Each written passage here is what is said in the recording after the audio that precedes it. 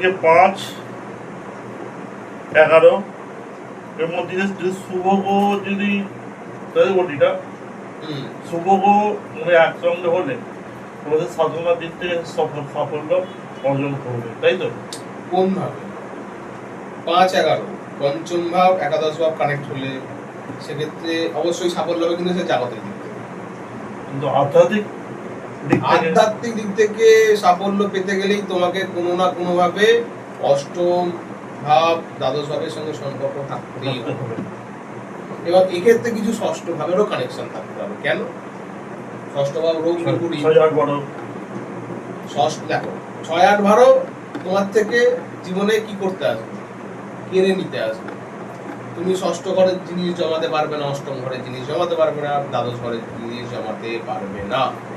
তোমাকে এগুলোকে ত্যাগ করতে হবে। ভোগ করার জন্য যেমন এত কিছু ভাব, জ্যোতিষশাস্ত্রে 12টা ভাব, জ্যোতিষশাস্ত্রে 12টা ভাব।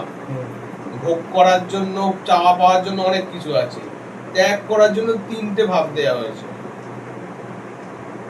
ষষ্ঠ, অষ্টম, দ্বাদশ।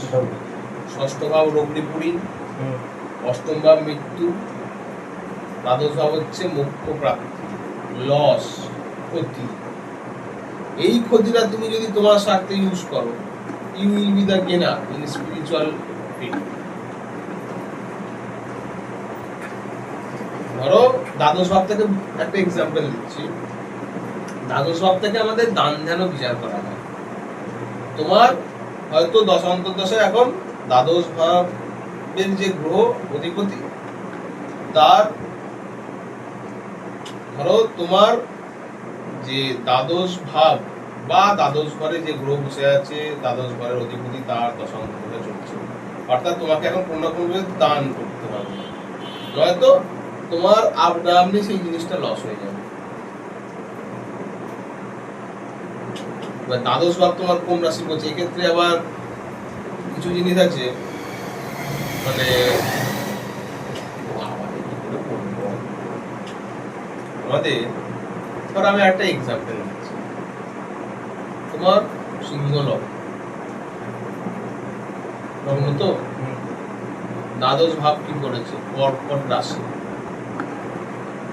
তোমাকে কর্কট রাশি যা যা কারকতা সব জিনিসটাই তোমাকে কিন্তু লসের খাতা। কর্কট রাশি আমাদের জীবনে কি নির্দেশ করে?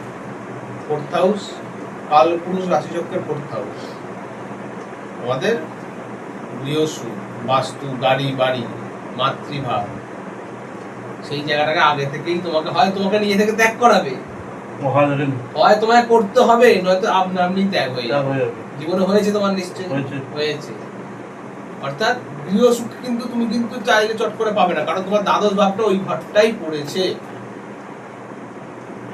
সিংহ লগ্নের মানুষদের জীবন অনেক কিছু প্রাপ্তি হয়, কিন্তু তাদের যদি জীবন খুব সামনাসামনি থেকে খুব গভীরভাবে পর্যবেক্ষণ করা যায়, তাদের জীবনে সুখ বলো বা মাতৃভাব নিয়ে কিন্তু কিছু না কিছু একটা পীড়িত ব্যাপার থাকবেই, যে কাউকেই তুমি দেখে নাও না।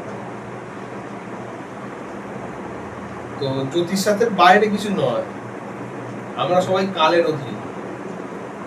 কালকে নিয়ন্ত্রণ করছে ঈশ্বর, কালের যিনি অধীশ, কালের অধীশ হচ্ছেন মহাকাল, মহাকালের শক্তি হচ্ছেন মহাকালী।